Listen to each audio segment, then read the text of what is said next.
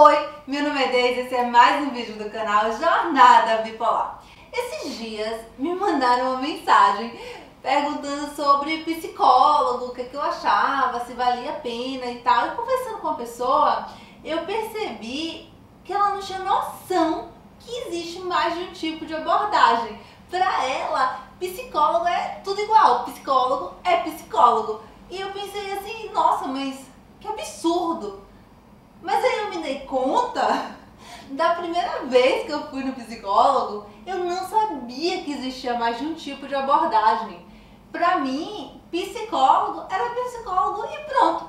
E aí eu parei pra pensar, muita gente não pensa desse jeito. Que psicólogo é tudo igual e não sabe diferenciar um do outro. Por isso, eu convidei a Simone. Ela tem um perfil maravilhoso no Instagram, gente. Eu sigo a Simone há muito tempo, eu administrando a Psique. Eu vou deixar aqui embaixo para vocês conferirem depois. É muito legal, ela posta várias reflexões assim diariamente que ajuda muito. E hoje a Simone vai explicar pra gente um pouquinho dessa coisa e eu não tenho conhecimento suficiente para falar nisso. Vocês já sabem que eu fiz psicanálise durante 6 anos, a experiência não foi muito boa e depois eu me encontrei com uma outra abordagem, mas eu não entendo muito, eu sei só que existe alguns tipos de abordagem. Então eu convidei a Simone para explicar pra gente um pouquinho de cada abordagem para ajudar na hora da gente escolher o profissional, o que a gente precisa saber. Então, Simone, conta pra gente. Então, realmente o que a gente vai poder falar aqui é um pouquinho mesmo, porque existem muitas abordagens diferentes, existem muitos teóricos. E dentro da psicologia, a gente até brinca falando que existem as psicologias e não apenas uma, né? E acontece muito isso que você falou, as pessoas às vezes procuram um psicólogo, não gostam por alguma razão ou não sentem afinidade com aquele profissional e ao invés de tentar um novo profissional, pensam, a psicologia não funciona, né? Isso não é verdade, né? Que nem a medicina. Então, se você não gosta de um médico, você vai procurar um médico novo, você não vai falar que a medicina não funciona. Mas com a psicologia, infelizmente, muitas vezes isso acontece. E as abordagens, elas significam a forma de compreensão do ser humano, né, em resumo, né, também são chamadas de linhas teóricas. Essas abordagens, elas fazem com que o profissional tenha um referencial teórico para ele fazer o trabalho dele, né. A psicologia é uma ciência, então ela não é feita com base no que a pessoa acha e tira da cabeça dela, ela tem que fazer com base em um referencial, em autores que estão fazendo pesquisa sobre isso, ou que já fizeram, né, algum tipo de trabalho nisso. E ao longo da história foram feitas diversas linhas e abordagens diferentes, né? E cada profissional vai escolher aquela que mais tem a ver, na verdade, com a compreensão que ele mesmo tem do ser humano, né? Então, o que mais faz sentido para dentro dele, né? Então, a gente, na verdade, é escolhido pela abordagem, não é muito assim, eu escolho essa porque eu acho mais legal. Não, é muito com o que faz sentido para ele. É por isso também que muitas vezes o profissional, ele arrasta a sardinha pro lado dele, sabe? Fala, a psicanálise é melhor, a TCC é melhor, porque muitas vezes é aquela que ele sente aquela paixão mesmo. Mas estudos científicos comprovam que todas essas abordagens, elas têm eficácia, né? Elas têm um resultado comprovado. Pelo que eu vi, no Brasil, realmente a abordagem que tem mais estudos atualmente é a TCC. Mas se você pesquisar, vai ter em todas as áreas diferentes, né? Das mais diversos segmentos. Então, para quem está interessado em conhecer as abordagens, pode procurar. Até, por exemplo, no Google Acadêmico, né? Artigos científicos. Vai ver que existem muitos tipos de trabalho dentro dessas abordagens. Não é uma coisa simplesmente teórica, simplesmente pensada na cabeça de alguém. A primeira abordagem que surgiu foi a psicanálise, né, pelo Freud, o famoso Freud. Freud todo mundo já ouviu falar, né? E Freud na verdade era médico, né? E a psicanálise ela surgiu justamente como um braço próximo à medicina, não à psicologia. Tanto que até hoje existem psicanalistas que não são psicólogos. Isso é uma coisa até para a pessoa pensar quando ela for procurar uma terapia, né? Saber se aquele, por exemplo, se ela for com um psicanalista, aquele psicanalista é psicólogo ou não, porque pode não ser. Né? Tanto que existem, por exemplo, psiquiatras que também são psicanalistas e fazem atendimento, né? E, então é um outro tipo de trabalho também, né? O psicólogo vai trabalhar de uma outra maneira. A psicanálise freudiana era muito mais voltada para uma compreensão do inconsciente do ser humano, né? Então vai tentar entender que assim, a pessoa ela é formada, vamos dizer, por três instâncias, perdão. Freud fala em 3 instâncias, né? Que seria o id, o ego e o superego. Então a gente tem ali o nosso inconsciente, e a gente tem um lado nosso que está... esse inconsciente seria o que tem nossos desejos, na verdade, né? Ele tem nossas pulsões, as coisas que a gente realmente quer e que muitas vezes a gente não pode colocar para fora. E o nosso ego, que seria o que fica mediando a nossa relação desses nossos desejos, desse nosso id, com as normas que a gente tem do mundo, que seria o nosso superego. Então o Freud estuda isso, né? Que a gente fica o tempo inteiro mediado ali entre os nossos impulsos e as normas da sociedade e que a gente está muito relacionado com a triangulação com nossos pais. Então significa o quê? Muitas vezes a nossa vida é muito determinada por aquilo que a gente teve com o nosso pai, com a nossa mãe, né? A partir daí. E ele trabalha muito com associação livre, né? Então a psicanálise tem o divã. Por exemplo, a pessoa senta no divã justamente porque ajuda ela a acessar com seu conteúdos inconscientes. Né? Então, a partir disso, ele vai vai ajudando a pessoa a fazer essa associação entre aquilo que está dentro dela, as ideias que ela vem trazendo e como que aquilo se manifesta na vida dela. Né? Então, a psicanálise freudiana vai ter mais essa pegada, assim, vamos dizer. Mas existem muitas outras linhas. Né? Tem a linha junguiana, né? O Jung ele foi um discípulo de Freud, que em determinado momento eles romperam relações, o Jung foi fazer o trabalho dele diferente. Né? E aí ele já traz uma psicanálise mais voltada para símbolos, arquétipos, fez muitos estudos diferentes, né? E ele trouxe muitas técnicas diferentes também para a psicanálise. Então, por exemplo, tem gente que nem considera o Jung como psicanálise, sabe? Porque é muito diferente mesmo de Freud. Qual é a principal diferença, assim, de um para o outro? O Freud ele vai trabalhar com essa questão da associação livre. O Jung ele vai trabalhar já com outras técnicas, vai trabalhar muito com sonhos. Vai trabalhar, por exemplo, com arte-terapia, né? Que no Brasil a gente tem o caso da Anísia da Silveira, que foi uma grande psiquiatra que levou para o hospital psiquiátrico a arte-terapia para ajudar os pacientes a colocarem o inconsciente para fora. Então, o Jung vai trazer esse tipo de técnicas um pouco mais, vamos dizer, artísticas, né? Entre outros tipos de trabalho que ele faz. Né? E existem outros autores também, mas um outro que eu posso também mencionar que atualmente está sendo bem conhecido é o Lacan. E o Lacan ele já trabalha mais com o entendimento da linguagem. Então, o que você diz comparado com o que você quis dizer, comparado com aquilo que a pessoa entendeu. Então ele vai entender que o inconsciente está se manifestando através desse tipo de relação linguístico, né? Que pode ser falado, pode ser escrito, enfim. E o Lacan também tem uma forma bem diferente de trabalho. Então, por exemplo, você vai chegar no consultório e ele não tem uma sessão normal de 50 minutos, 40 minutos, uma hora. Se ele achar que pode ser mais tempo, ele vai ficar lá mais tempo com você. Se ele achar que em 15 minutos você teve um grande despertar, que é melhor você ir para casa, ele vai te cortar e mandar você ir para casa. Então ele vai ter uma técnica também diferente. Né? Nossa, deve virar uma bagunça o consultório, porque a pessoa que está esperando lá de fora na consulta seguinte faz o quê? Se ele achar que tem que ficar mais tempo, vai ficar lá 1h30 e espera. Então, normalmente isso é explicado para o paciente, né? Como que é feita a terapia. E aí ele vai saber que aquilo tem um objetivo específico. Não é assim, acabou, então vai para casa. Né? Ele vai explicar por que está fazendo aquilo. Né? E aí também é um tipo de abordagem que algumas pessoas gostam ou não, né? Outras consideram muito radical, né? Mas é um autor que assim, é extremamente profundo e realmente muito interessante, mas a técnica dele é bem diferente das outras. Também existe depois a linha do behaviorismo, né? O behaviorismo surgiu como a parte mais comportamental. Começou com os estudos de um fisiologista chamado Pavlov. O Pavlov era um fisiologista que começou a estudar uma parte da salivação, né? Ele começou a fazer um estudo sobre salivação. E isso com um cachorro. Ele percebeu que esse cachorro começou a aprender certos comportamentos. E foi fazer o estudo em laboratório. Então ele começou a fazer um experimento de que ele tocava um sino antes de dar comida. Depois ele começou a observar que só dele tocar o sino, o cachorro já começava a salivar, não precisava dar comida para ele. Aí, a partir daí começaram estudos de comportamento, né, de como que um estímulo pode causar uma resposta em alguém. Né? O Watson escreveu sobre isso e depois veio Skinner, que é o grande nome do behaviorismo, que falou do condicionamento operante, que chama, que na verdade é a relação do estímulo e a resposta à consequência. Ou seja, você tem um evento que muitas vezes vai causar uma reação em você, mas o seu comportamento vai depender da consequência daquilo. Então, por exemplo, uma criança que você quer ensinar, ela se comportou mal, você tira o videogame dela, para ela aprender a não repetir aquele comportamento. Da mesma maneira, você às vezes quer incentivar uma pessoa, você elogia ela para ela ter vontade de repetir aquele comportamento. Então, esses são os estudos feitos por Skinner, né, desse tipo de relação entre a consequência e o que a pessoa faz. E existem ainda muitos estudos sobre isso, né, generalização, habituação, muitas outras coisas em relação ao comportamento. E foi a partir daí que surgiu a terapia cognitivo-comportamental. Mas a TCC, ela entende que o ser humano não é apenas pelo ambiente, sabe? Não é apenas pelo comportamento. A pessoa também é movida pelo que ela pensa, pelo que ela sente, pelas coisas que ela acredita. Então a TCC, ela vai visar essa relação entre pensamento, sentimento e ação. Né? Então o que ela pensa vai gerar nela um sentimento que vai gerar nela uma ação. Ou em outra ordem, né? Mas basicamente seria essa a relação que acontece entre as coisas. E aí o profissional vai trabalhar muito, assim, normalmente com um foco específico, com um objetivo. E, por exemplo, num caso de transtorno bipolar, ele pode trabalhar ajudando a como lidar numa situação né, tem uma virada maníaca ou quando está numa fase mais depressiva, então sempre te ajudando a lidar com aquele momento de crise, né, e ele pode aprofundar, na verdade, pode tratar também de uma maneira mais interna, assim, mais profunda do que realmente você quer, mas você pode trabalhar também uma coisa muito pontual, né, tem pessoas que procuram TCC porque tem fobia de avião, e aí vão trabalhar aquele tipo de fobia específica e depois acabou a terapia. Mas a TCC não é só isso, né? Isso que eu quero deixar claro. A TCC pode ser profunda também, pode também abordar outras coisas do ser humano. Mas aí vai depender do que a pessoa quer e vai depender do que o profissional também trabalha, né? Às vezes ele pode falar que ele não faz esse tipo de trabalho. Mas normalmente é mais pelo que a pessoa quer mesmo. Ferramentas existem. Né? Entendi. E a terceira força da psicologia é a humanista.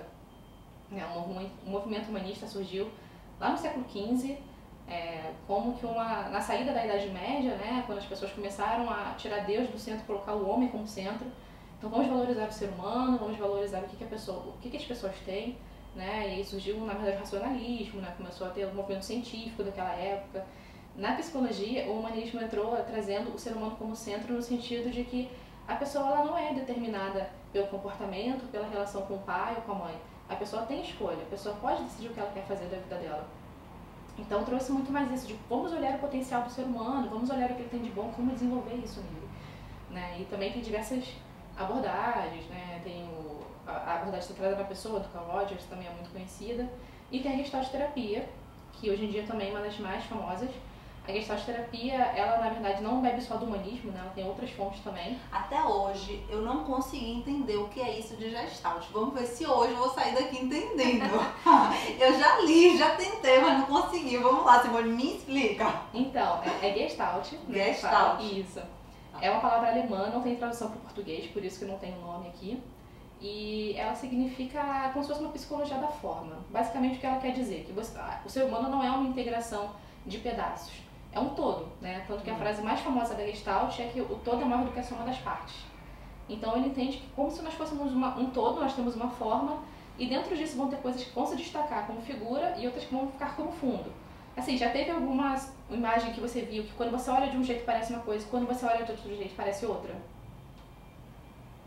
Não me recordo de nenhum, assim, pra te falar agora. Mas tem, é bem comum esse tipo de depois eu vou te imagem, mandar, né? se quiser, você bota no cantinho aqui em algum lugar pra mais ou menos dar uma ideia pras pessoas. Joia. Porque dependendo de como você olha, você vai ver uma coisa ou vai ver outra. Tem imagens que você olha e você vê uma mulher, e você olha de novo você vê outra coisa.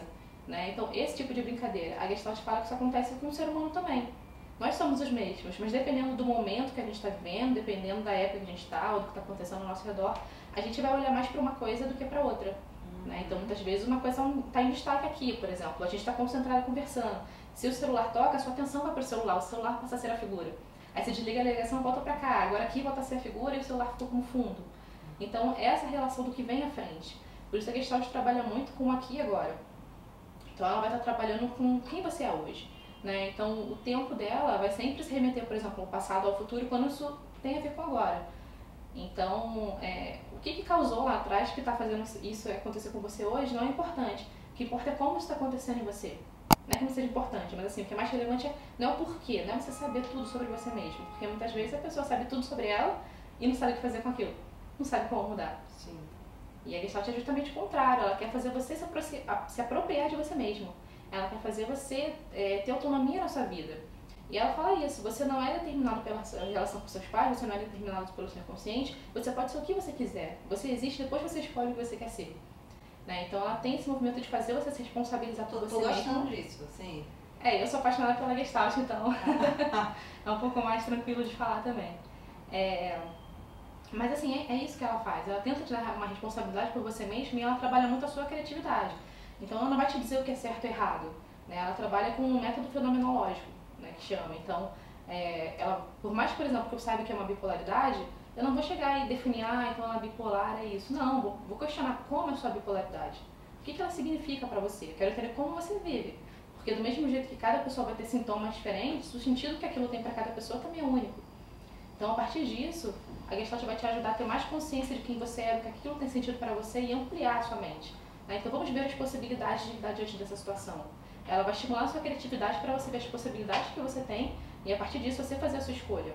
Pode até ser continuar onde você está, a sua escolha, mas você tem noção de que aquilo é uma escolha. Na parte prática, assim, vamos ver se eu consigo entender melhor hoje essas coisas.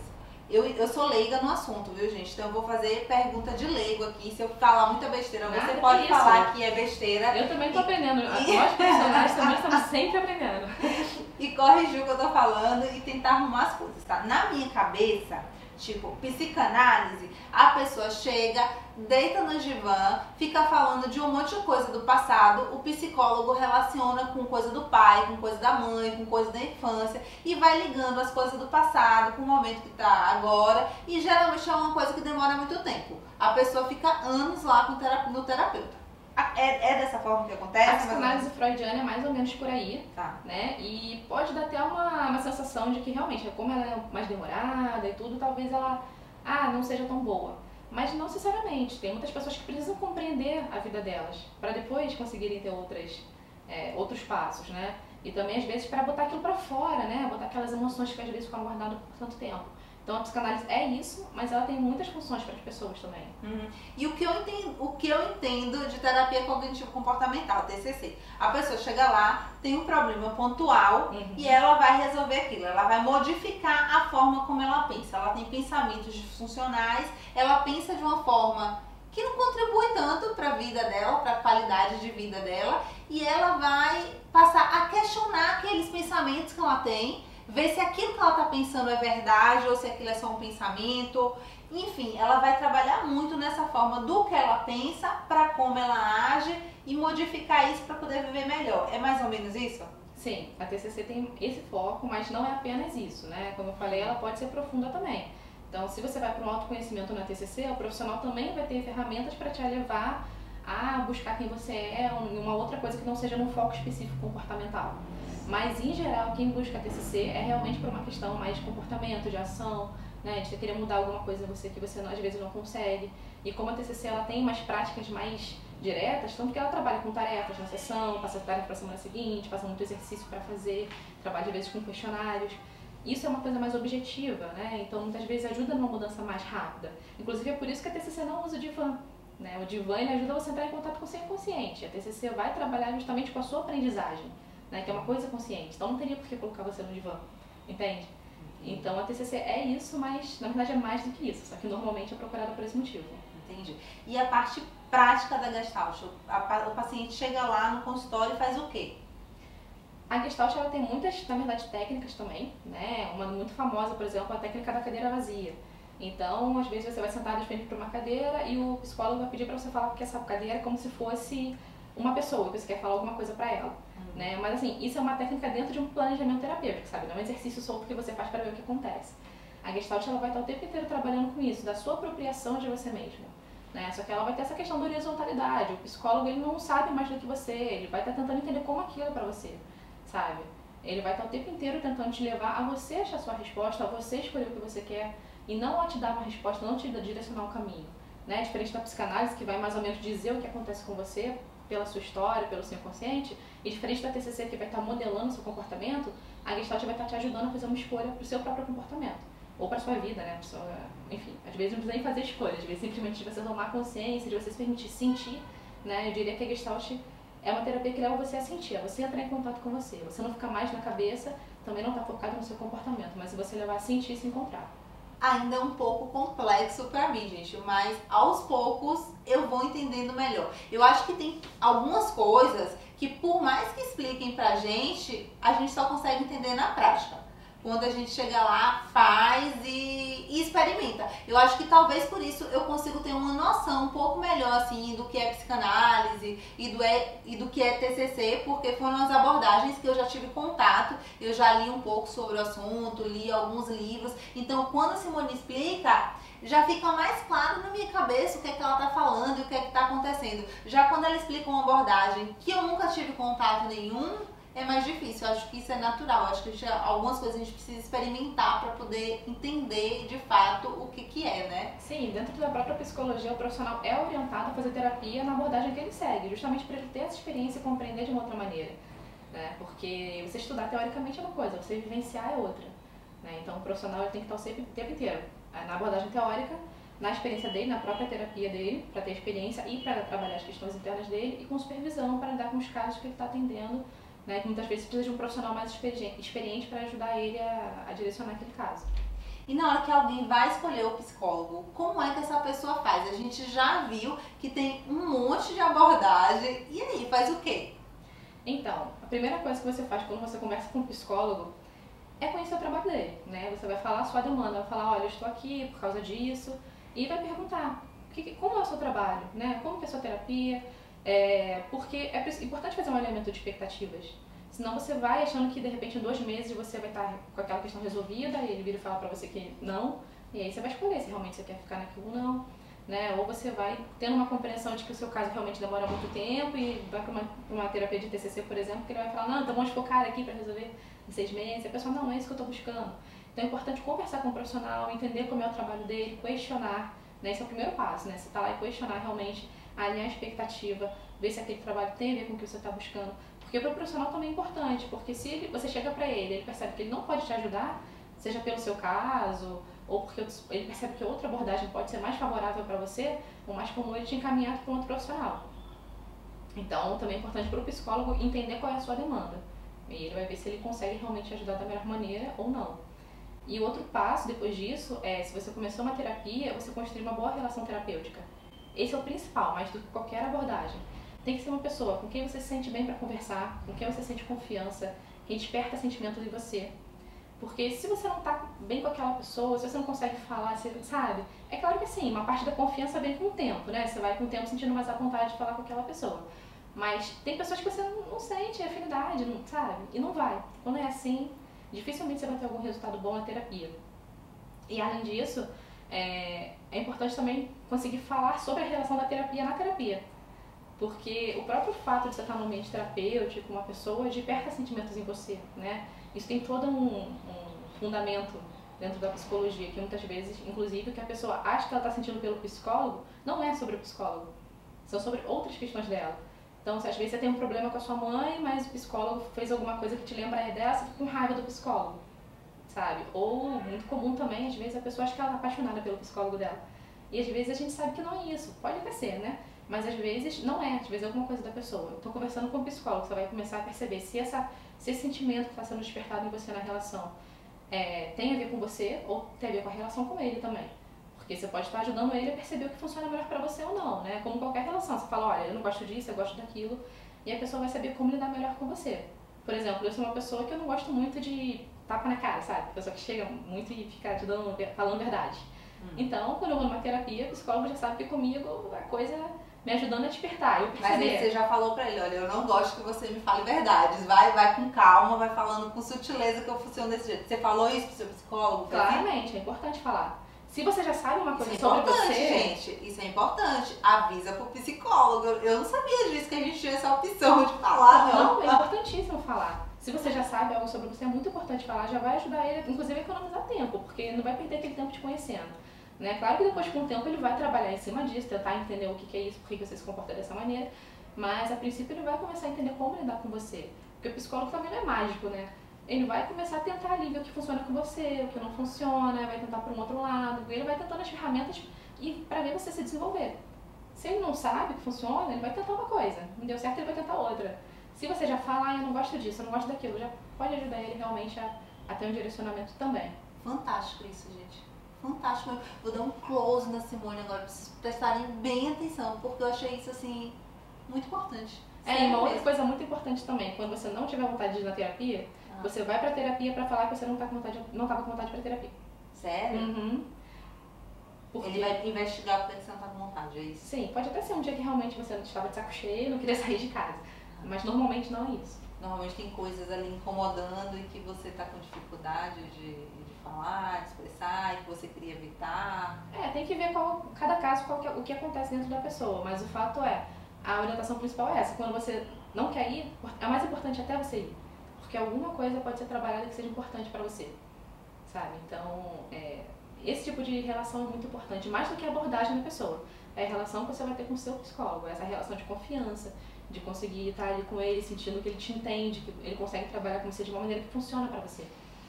Porque a abordagem vai ter muitas ferramentas, a questão é ele saber usar que funcionam com você. Muito bom, muito obrigada, Simone. E, gente, eu que agradeço. Uma coisa assim que eu queria que ficasse assim bem claro hoje, sabe?